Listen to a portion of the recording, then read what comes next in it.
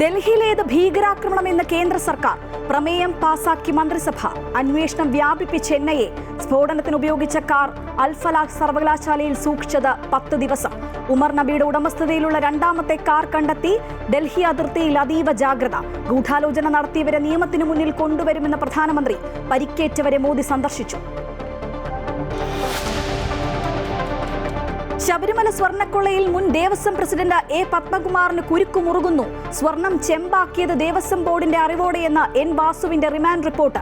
കൂട്ടുത്തരവാദിത്തമെന്ന റിപ്പോർട്ടിൽ ചോദ്യം ചെയ്യലിന് ഹാജരാകാൻ വീണ്ടും സാവകാശം തേടി പത്മകുമാർ. അഴിമതി നിരോധന വകുപ്പ് കൂടി ചേർത്ത് അന്വേഷണ സംഘം.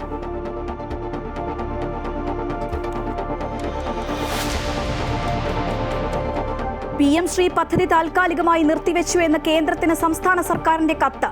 നീക്കം CPM മന്ത്രിമാർ മുഖ്യമന്ത്രിയുമായി കൂടിക്കാഴ്ച നടത്തിയതിനു പിന്നാലെ. കുടിശ്ശിക തുക വാങ്ങിയെടുക്കാൻ ശ്രമിക്കുമെന്ന് മന്ത്രി വി ശിവൻകുട്ടി. PM ശ്രീ പിന്മാറ്റം LDFന്റെ വിജയമെന്ന് ബിനോയ് വിശ്വം.